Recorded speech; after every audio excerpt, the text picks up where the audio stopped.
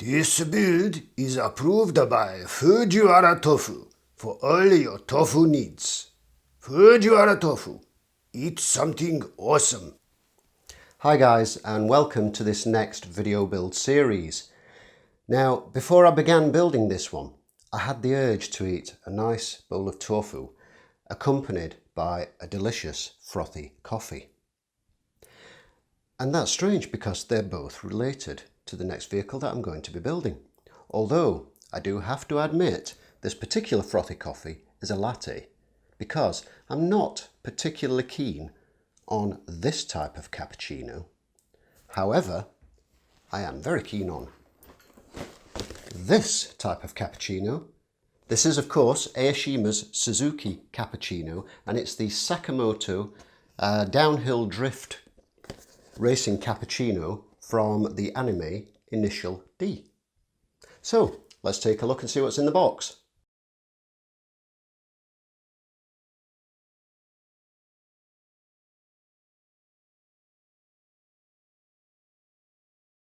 First of all, we've got some excellent box art on the front there, which are scenes from the Initial D anime. For anyone who's a fan of the Initial D anime series, you will recognise, of course, those images. And that is accompanied by some great line drawing art on the side of the box with a bit of information. In the Project D away race in Saitama area, Takumi had to face a tough rival named Sakamoto. This rally-oriented driver, outsourced by Wataru Akiyama, drives Cappuccino and threatened Takumi's winning streak with the advantage of manoeuvrable speed of the car. The race of two in the worst weather, though, ended up with Takumi's adding up another victory. This model kit recreates Cappuccino with newly tooled custom front bumper and roll cage. Appeared in Initial D. Now, for those who watch the series, you'll know that this particular one, out of all of them, probably came the closest to beating Takumi Fujiwara's winning streak in his AE86. Now, of course, anyone that knows a little bit about cars knows the whole series is a bit ridiculous, but it's great fun. It's fantastic anime, and if you're into cars and you're into anime, I highly recommend you watch it if you haven't already. So that's the box and the box art. Very nice indeed. We'll open up the package. We have several plastic bags, 4 plastic bags containing sprues, a clear one in its own bag, and we have a red one, 2 black ones, and then the body. I'm going to go ahead and take them all out of the bags, and then we'll look at the individual components. Of course, we're going to look at the instructions first. I always forget to mention that, but we're going to have a brief look at the instructions. So we've got your general blurb on the front, important information concerning this kit. Be careful, use supervision, be sensible, don't stab yourself with knives and paint on yourself, etc. And in here we have a list of useful tools, a list of paint call-outs up at the top, a plan view of the car and decal placement and general sort of body colours and so on. And the instruction sheet is an A4 sized fold-out, concertina fold-out with your typical plan-by-plan, step-by-step instructions. Nothing overly special, but a very nice little picture there which you could cut out and mount, possibly in a diorama with the kit itself. And, as I always like to say in my kits, something that I love and something that I wish every single kit manufacturer would do, Tamiya, I'm talking to you, because this is something you used to do. We have a sprue call out, and this is fantastic because when you buy a kit, even if you buy it new, sometimes you can have missing parts. And there's nothing more infuriating than buying a kit new to find out that there's a sprue missing or there are parts missing off a sprue as you part way through the build. So love this idea. You can actually compare this directly with the sprues in the kit. Great idea. So that's the instructions, simple and straightforward. Next thing we're going to look at first thing we're going to look at is the car body. This is the body of the Suzuki Cappuccino, and it's a tiny car. This is a 1/24th scale, and you'd be forgiven for thinking it was smaller, because obviously, I mean, I don't have big hands anyway, but it's tiny. But just to give you a size comparison, I'm going to put alongside it Tamiya's 1/24 scale Mazda MX-5 body shell, which you'll know with Mazda MX-5 or Miata in the US, you'll know is a tiny little two-seater sports convertible. And if I put this alongside it, you can see just exactly how tiny that Cappucino is in width and in length, in comparison to the MX-5. And it makes the MX-5 look absolutely huge, as you can see. So it's a great little car. This is a K car, Japanese K car, and these were developed around a strict set of rules because space, particularly parking space, is at a premium in most Japanese cities. So the Japanese defined a set of rules dictating that that cars in these areas could not be any longer than, any wider than, etc, etc. The engine size had to be a specific size, and so on. And there was a big set of rules. And the Japanese, unlike other countries that would have just been routinely boring and sort of banged out a bog stock dull hatchback that would have been okay for nipping to the shops and back, they actually had a lot of fun with it. They designed all manner of quirky little cars, and even their, in inverted commas, dull little shopping hatchbacks, they made into fun, quirky little vehicles around this set of rules. And it's something they're very good at. But anyway, this is the body shell of the car.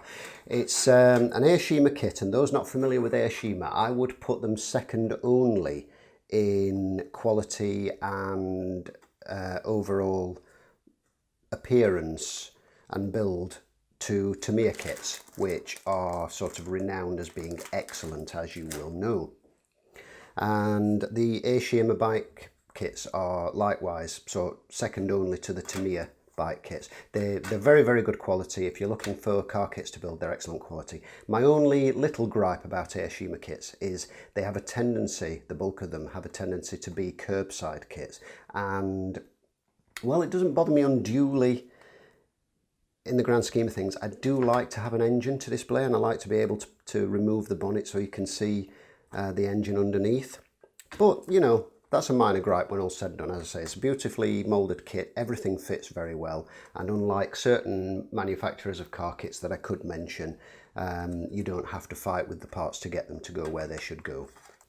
So looking at the side of the kit there, you can see we've got really nicely moulded detail on the doors, a little sort of scoop areas here, air areas at the side of the bonnet or the wing, the fender or what have you. We've got the fuel filler cap there, nicely moulded detail on the back, and then the right hand side likewise. And it's all very clean and crisp. And here's the front, which we'll just try and focus on for you. There you go. Again, nicely moulded detail, and with a little bit of chrome paint. It will make the headlight assemblies pop out. I think I'm going to try and get myself a Molotow pen to do these, because I have held off on getting a Molotow pen because of the reports of it not drying particularly well. So for that reason, I wouldn't want to use it on anything that's likely to be touched after the fact. And like most chrome paints, they do lose their shine when coated over. But for light clusters, for rear light clusters and for headlights, they should prove very, very useful. So I think I'm going to pick myself up a Molotow pen to do that.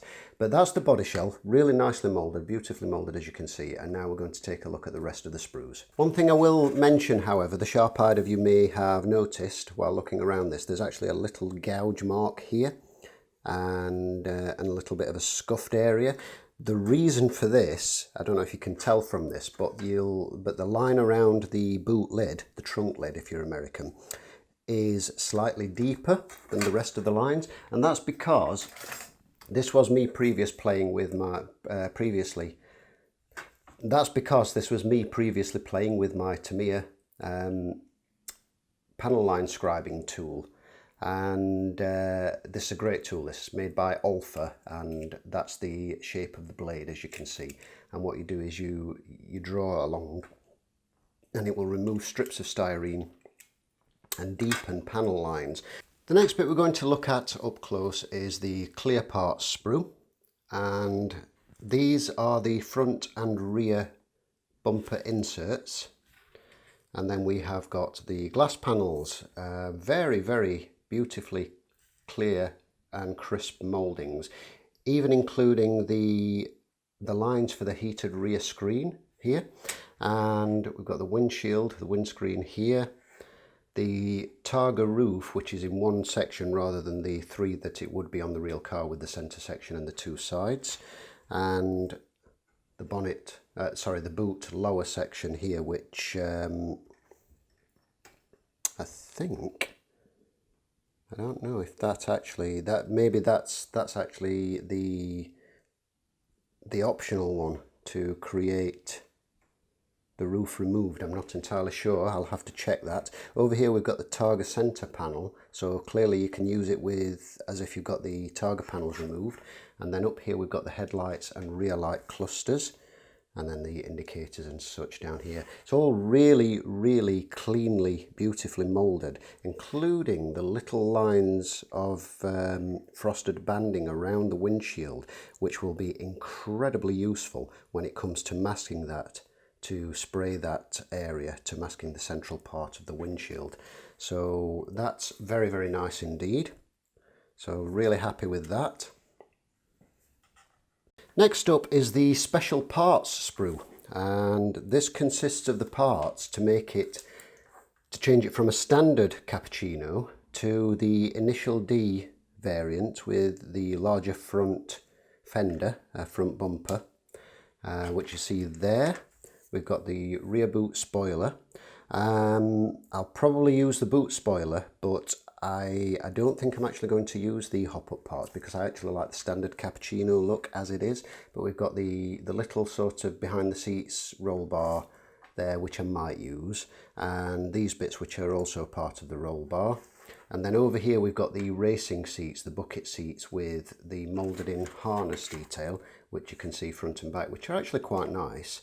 But again, I'm probably not going to use those because I do like the standard Cappucino. Then we have a bag with the tyres and polycaps. The tyres themselves have a really nice moulded tread pattern, but they do have a bit of central flash, so it's going to need a bit of attention with a sander.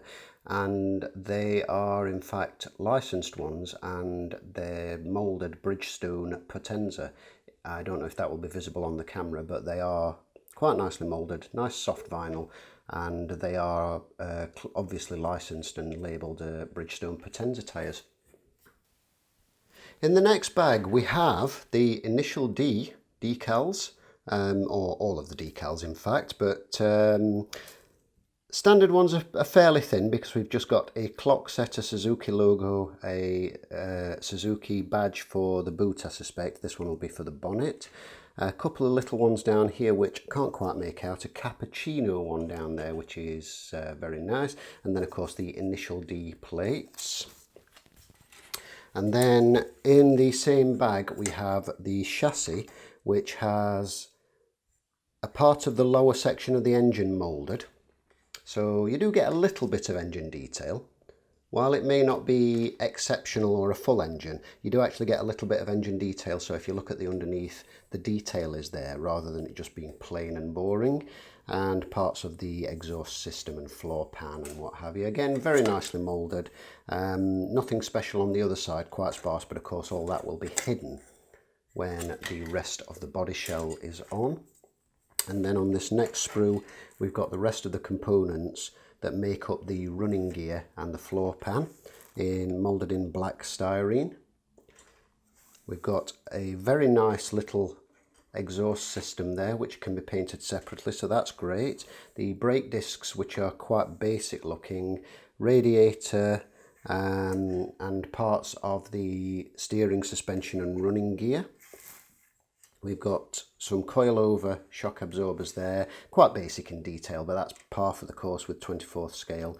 But some very nice sort of wishbone suspension parts and some steering suspension parts for the front hubs, and some front brake discs here which are a bit nicer detail-wise than these, which I suspect are the rear ones, which looking back at those, they're not actually brake discs. My apologies, I'm not sure what they are off the top of my head.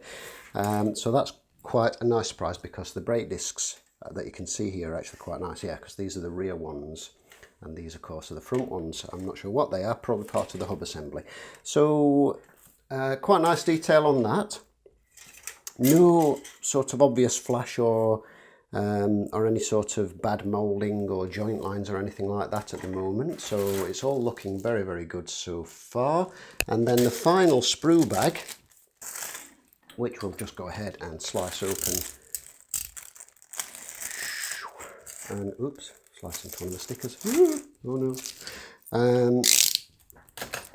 Contains, first of all, the alloy wheels, which are beautifully moulded and a very, very nice silver colour as they stand. It's not hugely in your face sort of shiny, super shiny chrome like you tend to get with some of the kits. If I intended to keep the wheels in this kind of metallic colour, I might even have left those. However, I don't. I'm going to strip them and I'm going to paint them a different colour. We also have a nice little exhaust tip, which is nice, and then the mirror inserts there, which again I will strip and I will do with something like an alclad, so it's a much shinier finish. Also, there's a tiny little sink mark in the middle of them that you can see there, which I wouldn't be happy about. So but otherwise, that's very nice detail on the wheel mouldings there. As I say, you could use those out of the box exactly as they are. The way that they're pinned to the sprues, they wouldn't be visible. You'd snip that off, put the tyre over them, and all you'd need with that is a little bit of a black oil wash just to drop down into the wheel nut wells and round the centre cap. But you know, just a little dot in the wheel nut wells there, and that would really make the detail pop out and they would look fantastic. And in this final sprue here, we have interior parts. So what do we have? Let's have a look. We've got the door cards, beautifully detailed again, as you can see, nice and crisp. We've got the dashboard, and yes, it's in right-hand drive, because Japan is one of those sensible countries like the UK that drive on the proper side of the road. Apologies to my American friends. But it's really, really nice to see a kit with a right-hand drive. Sometimes you do get Tamiya kits with right and left-hand drive options, which is really nice. But sometimes it does kind of bug me a little bit that the kits are only in left-hand drive, especially if you're trying to replicate a car for somebody, you know, if you're building for a friend, for example, in the UK. We've got a lovely little steering wheel with a Suzuki logo in the middle. The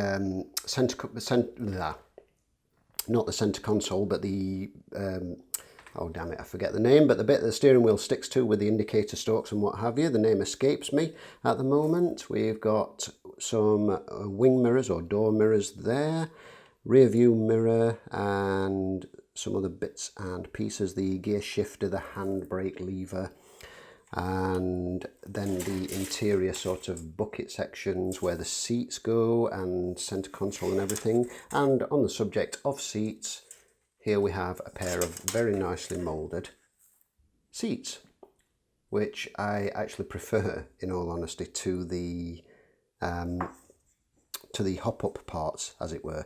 And we also have what looks like, I was just going to say, we have what looks like a single seat headrest, but thankfully there are two of those. There's one up there which I didn't spot initially. I was thinking that's not great if we only got the one, but that's cool. So that's all of the sprues in fairly good detail. So there's our next build.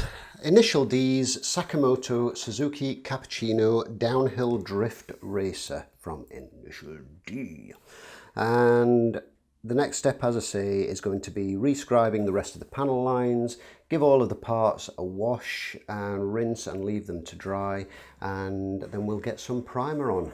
The next update will be a little while, unfortunately, because I do have a bit of a break coming up with my son, but I will get back to this as soon as I am able. So I hope you enjoyed it. Thank you for watching, and we'll see you in the next video.